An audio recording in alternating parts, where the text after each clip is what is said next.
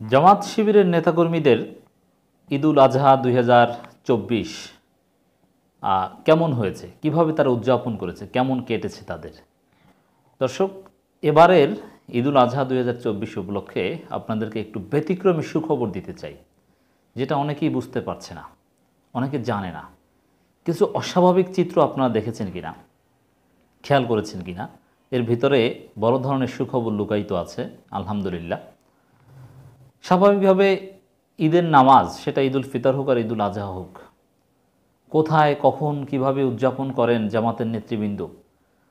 জামাত শিবিরের লোকজন, নেটিজেনদের একটা আগ্রহ থাকে ছবি দেখার, যে কখন ছবি পোস্ট করবে। তারা নিজেরা তো করেন না, তাদের আশেপাশে যারা থাকেন জামাত শিবিরপন্থী লোকজন, তারা ছবি তুলে প্রচার করেন। যেমন আমিরে জামাত ঈদে নামাজ পড়েছিল, সেটা ব্যাপক প্রচার পেয়েছিল। আমিরে জামাত যাচ্ছেন, তার কথা বলছেন, তার আশেপাশে কারা কোথায় বসেছেন, এগুলো ব্যাপকভাবে সোশ্যাল মিডিয়ায় ভাইরাল হয়েছিল।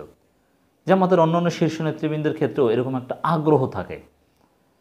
কিন্তু এবারকার খেয়াল করেছেন কিনা দর্শক, ঈদের দিন তো দূরের কথা, ঈদের বেশ কয়েকদিন আগে থেকেই আমিরে জামাত থেকে শুরু করে জামাতের বেশ কয়েকজন শীর্ষ নেতার কোনো খোঁজ নেই। মানে তারা কোথায়, এমনকি এবারের ঈদুল আজহার শুভেচ্ছাও আমিরে জামাত জানাননি। ঈদুল আজহার শুভেচ্ছা জাতিকে জানিয়েছে, নেতাকর্মীদেরকে, দেশবাসীকে জানিয়েছেন জামাতের নায়েবে আমির, যিনি ভারপ্রাপ্ত আমিরে জামাত ছিলেন। মানে এই বিষয়টা কেন, যে ঈদের নামাজ পড়ার খোঁজও নেই, নেতাকর্মীরা ওইভাবে জানেও না যে কোথায় আছেন, কি আছেন, শুভেচ্ছাও জানাননি। এবং আরও অনেক সিনিয়র নেতারা যারা কোথায় কি নামাজ পড়েছেন বা এগুলোর দিকে একটা আগ্রহ থাকে, কিন্তু তাও হয়নি, জানতে পারেনি। এর মধ্যে ভালো কিছু আছে, কল্যাণকর কিছু আছে।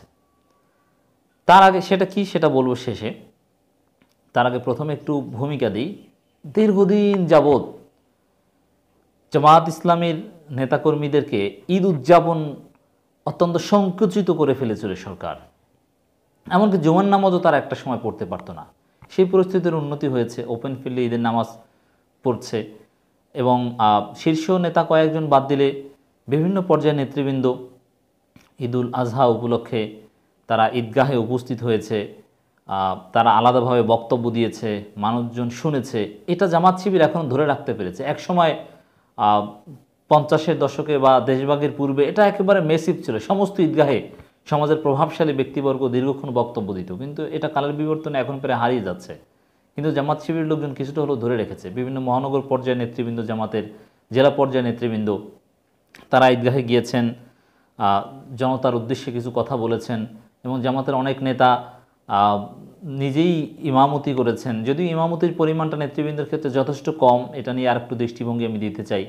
জামাতের সমস্ত মজলিস শুরার সদস্য কিংবা অ্যাটলিস্ট নির্বাহী পরিষদ সদস্য, একই সাথে জামাতের সমস্ত মহানগর আমির, সেক্রেটারি, জেলা আমির, সেক্রেটারি, এদের সবাইকে জুমার নামাজ এবং ঈদের নামাজ পড়ানোর মতো যোগ্যতা অর্জন করতেই হবে, এবং সেটা পারফেক্টলি ট্র্যাডিশনাল হুজুরের মতো। এই কাজটা করতে হবে জামাতকে যদি জনপরিসরে আরও বেশি অ্যাক্সেস পেতে হয়। এবং যদি ফুল একজন ট্র্যাডিশনাল মাওলানার মতো নামাজ পড়াতে পারে, জুমার নামাজ, ঈদের নামাজ, তাহলে তাদের জন্য মসজিদ ব্যবস্থা করে দেয়, অথবা যেখানে যাবেন সেখানে নামাজ পড়াবেন, সেই ব্যবস্থা করে দেওয়া কোনো ব্যাপার না। জামাতের সেই সামাজিক ভিত্তি আছে। কিন্তু সমস্যা হচ্ছে কোয়ালিটির অভাব।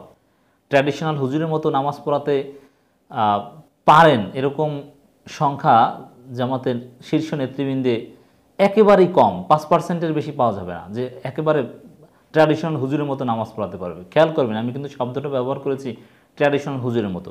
যেমন নামাজ পড়াতে, ইমামতি করাতে সবাই পারবেন, কিন্তু সবার ওইভাবে ইমামতি করালে তার পেছনে হাজার হাজার মানুষ ইক্তেদা করবে, এটা কিন্তু শ্রেয় না বা তো ভালো লাগে না। হুজুররা যেরকম নামাজ পড়ে ওইভাবে আপনাকে যোগ্যতা অর্জন করতে হবে। আপনার মধ্যে একটা সুর থাকতে হবে, অথবা আপনার উচ্চারণ, আপনার কথা বলার ভঙ্গি, এগুলো ট্র্যাডিশনাল হুজুরদের মতো হতে হবে, মাওলানার মতো হতে হবে। এরকম আছে জামাতে, বা একসময় ছিল প্রচুর, কিন্তু এখন সেটা যথেষ্ট কমেছে। এই যোগ্যতাটা অর্জন করতে হবে। আমি দৃষ্টিভঙ্গি দিতে চাই যেন জামাত নেতাকে যে কোনো জায়গায় জানাজা, জুমার নামাজ কিংবা ঈদের নামাজের সামনে ঠেলে দিলে তিনি একেবারে পারফেক্টলি ইমামতি করে আসতে পারেন, খুতবা দিয়ে আসতে পারেন। খুতবা মুখস্থ করতে হবে প্রয়োজনে, না দেখে খুতবা পড়ার প্র্যাকটিস করতে হবে এবং কিছু আরবি শিখতে হবে, যে এর মধ্যে সমসাময়িক দু একটা বিষয় দ্বিতীয় খুতবার মধ্যে ঢুকিয়ে দেওয়ার এই এই এই তরবিয়াতটা তাদেরকে নিতে হবে। এটা শেখা কঠিন কিছু না, কিন্তু এখনকার নেতারা তো পড়াশোনাই করে না। তো এখন দর্শক, এবারের ঈদুল আজহার আগে আরেকটা উন্নতি হয়েছে, সেটা হচ্ছে আরেকটু বলি যে শিবিরের নেতৃবৃন্দ একেবারে কেন্দ্র থেকে শুরু করে ওয়ার্ড পর্যন্ত তারা নেতাকর্মীদের বাসায় যাবে এবং বিভিন্ন ওয়ার্ড বিভিন্ন শাখা নিজেরাই কোরবানি দিয়েছে সেই গোস্ত বিতরণ করবে, আগামীকাল দিবে, পরশু দিনও অনেক জামাত শিবিরের শাখা আলাদাভাবে কোরবানি দিবে। এটা করছে। একসময় এটা বেশি দিত, বিভিন্ন আন্তর্জাতিক সংস্থা থেকে কিছু টাকা পয়সা আসতো, এখন এটা কমে গিয়েছে। তারপরে এখনও বিভিন্ন শাখা জামাতের তারা গরিবদের উদ্দেশ্যে গোস্ত বিতরণ করে নিজেরা কোরবানি দিয়ে। এটা 3 দিনই চলবে, প্রথম দিনের চাইতে দ্বিতীয় তৃতীয় দিনে আরও বেশি চলে। এবং নেতাকর্মীদের খোঁজ খবর নেওয়া, কুশল বিনিময়, এটা রুটিন ওয়ার্ক, এটা চলবে। তো এর সাথে আল্লামা সাঈদীকে স্মরণ করে ঈদের শুভেচ্ছা জানিয়েছেন আল্লামা সাঈদীর সন্তান ঢাকা মহানগর উত্তরের আমির সেলিম উদ্দিন নেতৃবৃন্দকে নিয়ে রাজধানীতেই ঈদুল আজহার নামাজ আদায় করেছেন। শফিকুল ইসলাম মাসুদ ঢাকার বাইরে ঈদুল আজহার নামাজ আদায় করে জনগণের সাথে কুশল বিনিময় করেছেন নিজ এলাকায়। আরেকজন তরুণ নেতা যিনি ঈদুল ফিতরে জাতি তাকে পায়নি, ঈদুল আজহায় পেয়েছে, নূর মোহাম্মদ আবু তাহের বগুড়ার সেই প্রত্যন্ত অঞ্চলে তার নিজ এলাকায় জনগণের সাথে ঈদুল আজহার নামাজ আদায় করেছেন এবং জনগণের সামনে দাঁড়িয়ে বক্তব্য দিয়েছেন। এরকম কিন্তু আরও শীর্ষ নেতৃবৃন্দের কোনো খোঁজ খবর পাওয়া যায় না। এটা একটা সুখবর দর্শক। একটা সময় ছিল যে ঠিকমতো জুমার নামাজ ঈদের নামাজই পড়তে পারবে না, সেখানে হজ উমরা করতে যাওয়া তো দূরের কথা। তো আমরা এই জামাতের সাবেক ভারপ্রাপ্ত আমির বর্তমান নায়েবে আমির অধ্যাপক মুজিবুর রহমানকে উমরা করতে দেখেছি। তো এরকম আরও অনেক সুখবর পাবেন। অত্যন্ত গোপনীয়তায় যাওয়া হচ্ছে, কারণ এটা নিয়ে শোরগোল হবে, না হলে আপনাদেরকে আমরা জানাবো যে জামাতের অনেক নেতারা এমন এমন জায়গায় ভালো কাজের জন্য যেতে পেরেছে যেটা বিগত 10 বছরে কল্পনাও করেনি। সেই সুখবরের অপেক্ষা করুন ইনশাল্লাহ। মানে এবারের ঈদুল আজহা 2024 জামাত শিবিরের নেটিজেনদের কাছে একটু নিরস লাগলেও যে তেমন কোনো ছবি পাওয়া যায় না, কে কোথায় কি বলেছে, এরকম ভাইরাল হয় না, এরকম না হলেও পরিস্থিতির যথেষ্ট উন্নতি হয়েছে। বলা যায় ঈদুল ফিতরের চাইতে আরেক ধাপ উন্নতি হয়েছে। সবসময় সোশ্যাল মিডিয়ায় শোরগোলের মধ্যেই পরিস্থিতির উন্নতির বহিঃপ্রকাশ ঘটে না, এর বাহিরেও পরিস্থিতির উন্নতি হতে পারে। তো জামাত হেকমতের অংশ হিসেবেই এবার একটু নীরবতা অথবা ছবি তোলার ক্ষেত্রে কোথায় কি আছেন, কে স্বাভাবিক যে তাদের পরিকল্পনা সেটা যাতে নস্যাৎ না হয় অথবা কোনো অনাকাঙ্ক্ষিত পরিবেশের মুখোমুখি হতে না হয়, এজন্য গোপনীয়তার মধ্য দিয়ে অনেক কিছু চলছে। আপনারা ভালো খবরগুলো পাবেন ইনশাল্লাহ।